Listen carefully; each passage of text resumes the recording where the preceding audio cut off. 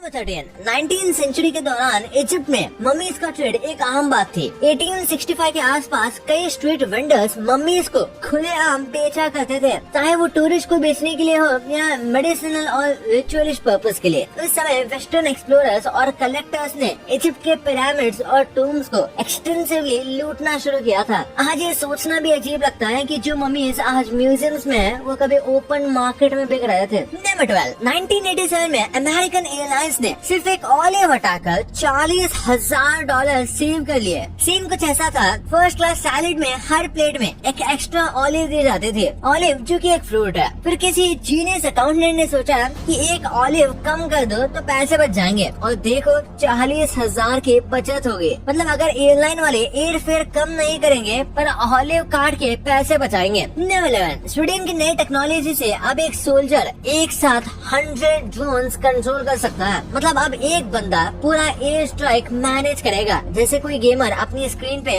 RTS game खेल रहा हो। ये एक नेक्स्ट लेवल वॉर का फ्यूचर है। AI पावर ड्रोन्स बैटलफील्ड पे ड्रोन स्पाइस की तरह मॉनिटर करेंगे, टारगेट ट्रैक करेंगे और कमांड्स एग्जीक्यूट करेंगे बिना किसी ह्यूमन रिस्क के। दुश्मन अब सोल्जर से नहीं बल्कि उन फ्लाइंग रोबोट से भी लड़ेगा। ये टेक्नोलॉजी 2025 में ही डिप्लॉय होने वाली है, और अगर ये सक्सेसफुल रही तो आने वाले दिनों में वॉरफेयर का पूरा लैंडस्केप चेंज हो जाएगा। नंबर 10, सेकेंड वर्ल्ड वॉर के दौरान हिटलर और नाजीज ने $4 बिलियन का गोल्ड लूटा था, और कहते हैं कि उसने किसी सीक्रेट जगह पर छुपा कर रख दिया है। पर अब प्रॉब्लम ये है कि आज तक कोई भी इसका एग्जैक्ट लोकेशन नहीं ढूंढ पाया। ये ट्रेजर हंटर्स के लिए एक बड़ा चैलेंज बन गया है, और लोग अब भी इसे ढूंढने के लिए नए नए मेथड्स ट्राई कर रहे हैं। कुछ लोग कहते हैं कि ये गोल्ड जर्मनी के सीक्रेट टनल्स में हो सकता है, तो कुछ बोलते हैं कि ये पोलैंड या ऑस्ट्रिया के किसी गुप्त जगह पर आज भी दबा हुआ है। जो भी हो, ये एक रियल लाइफ ट्रेजर हंट जैसा है जिसमें आज भी नए नए लोग जुड़ रहे हैं।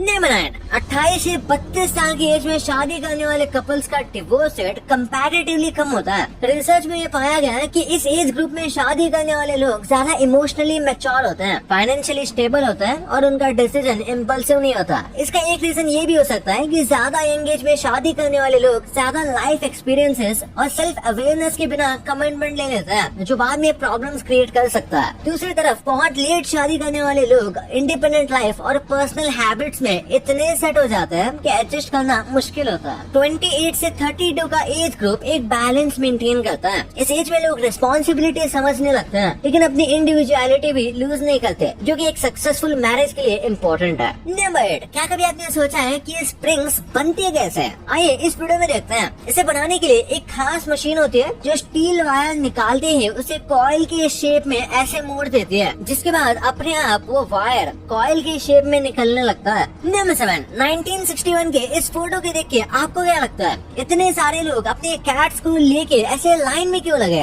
आप सोच रहे होंगे कि किसी पेट शो या किसी वेट के बाहर की लाइन है, लेकिन ऐसा नहीं है। ये लाइन एक हॉलीवुड हॉरर मूवी के ऑडिशन की है, जिसमें डायरेक्टर को सब कुछ बिल्कुल परफेक्ट चाहिए। हीरो हीरोइन के साथ साथ एक परफेक्ट ब्लैक कैट विलन जो मूवी में हॉरर का फील दे सके। ये वो दौर था जब हॉरर मूवीज के लिए ब्लैक कैट्स काफी पॉपुलर थे, तब उन्हें मिस्ट्री और सुपरस्टिशन का सिंबल माना जाता था। नंबर 6, लगता है ये बंदा बीच पे अपने स्टॉक में बचे सारे बलून्स को बेचने आया है। इतने सारे बलून्स को लेके चल रहा है कि लग रहा है कि बस उड़ने ही वाला है। एक जोर का हवा का झोंका और भैया हवा में। लोग समंदर के लहरों का मजा लेने आए हैं, और यहाँ ये इंसान ग्रेविटी को चैलेंज देने की सोच रहा है। नंबर 5, सर्जन का काम कितना मुश्किल होता है आप इस वीडियो में देख सकते हैं। इस वीडियो में एक ब्रेन सर्जन अपने इंस्ट्रूमेंट्स को कंट्रोल करने की प्रैक्टिस कर रहा है। ये देखने में जितना सैटिस्फाइंग लग रहा है ना, ये उससे कहीं ज्यादा मुश्किल है। नंबर 4, जहाँ इंडिया की कंपनी अपने एम्प्लॉयज को 90 घंटे काम करने के बारे में सोच रही है, वही चाइना की एक क्रेन मैन्युफैक्चरिंग कंपनी अपने एम्प्लॉयज पर पैसा लुटा रही है। दरअसल चाइना की हिनांग माइनिंग क्रेन कंपनी ने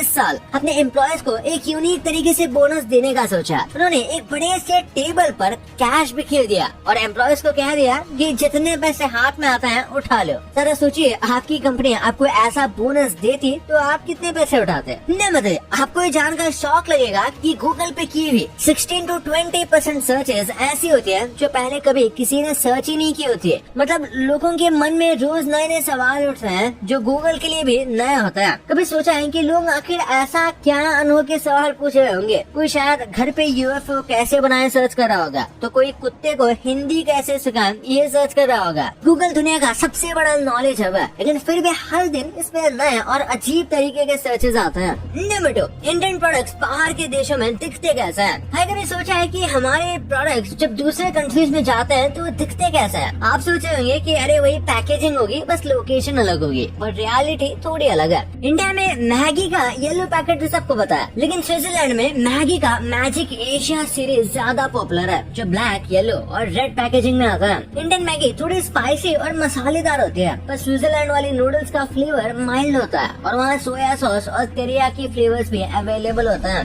मैगी क्यूब भी फेमस है वहाँ पे। इंडिया में हम मैगी सिर्फ नूडल्स के लिए जानते हैं, पर स्विट्जरलैंड में मैगी के सीजनिंग क्यूब्स भी पॉपुलर हैं, जो ग्रेवीज और सूप्स बनाने में काम आता है। स्विट्जरलैंड वाली मैगी की पैकेजिंग और ब्रांडिंग थोड़ी ज्यादा प्रीमियम लगती है, जैसे एक इम्पोर्टेड प्रोडक्ट हो। इंडिया में लेस का मसाला मैजिक और स्पेनिश टोमेटो फ्लेवर फेमस है, और चाइना जाओ तो क्यूक्यूम्बर और ब्लूबेरी फ्लेवर भी मिलता है। हाँ वही वहाँ के लोग अलग और हेल्दी फ्लेवर्स पसंद करते हैं। इंडिया में डेयरी मिल्क ज्यादा मीठा होता है, पर यूके वर्जन में क्रीमी और कम मीठा होता है, क्योंकि वहाँ अलग तरह का मिल्क और चॉकलेट प्रोसेसिंग यूज होती है। इंडिया में फ्रूटी के छोटे टेट्रा पैकेट्स फेमस हैं, पर यूएसए में ये ग्लास बॉटल्स में बिकती है, जैसे एक प्रीमियम ड्रिंक। वहाँ ब्रांडिंग थोड़ी क्लासी होती है। फिर है पार्ले जी का फैंसी वर्जन। इंडिया में तो नॉर्मल बजट पैकेजिंग होती है, पर दुबई और कनाडा जाओ तो वहाँ एकदम प्रीमियम पैकेजिंग में ये बिकता है और प्राइस भी ज्यादा है। थम्स अप इंडिया में स्ट्रॉन्ग और फिजी टेस्ट के लिए जाना जाता है, लेकिन यूएसए और यूके में इसका टेस्ट थोड़ा माइल्ड और लेस फिजी होता है, क्योंकि वहाँ के लोग उतना स्ट्रॉन्ग सोडा पसंद नहीं करते। इंडिया में अमूल बटर का टेस्ट सॉल्टी और स्ट्रॉन्ग होता है, पर यूरोपियन और अमेरिकन मार्केट्स के लिए ये कम सॉल्टी और क्रीमी होता है, क्योंकि वहाँ के लोग सटल फ्लेवर्स पसंद करते हैं। और इंडिया में माजा एक कैजुअल ड्रिंक जैसा लगता है, पर जर्मनी और यूएई जाओ तो इसका पैकेजिंग और ब्रांडिंग प्रीमियम मैंगो नेक्टर जैसी दिखती है, और प्राइस भी ज्यादा होता है ऑब्वियसली। नंबर 1, लाइफबॉय सोप में ये होल्स क्यों होता है? भाई कभी नोटिस किया है लाइफबॉय सोप में छोटे छोटे होल्स होते हैं? ये ऐसे ही डिजाइन के लिए या फिर कोई इनका सॉलिड रीजन है? सबसे पहला रीजन है ग्रिप।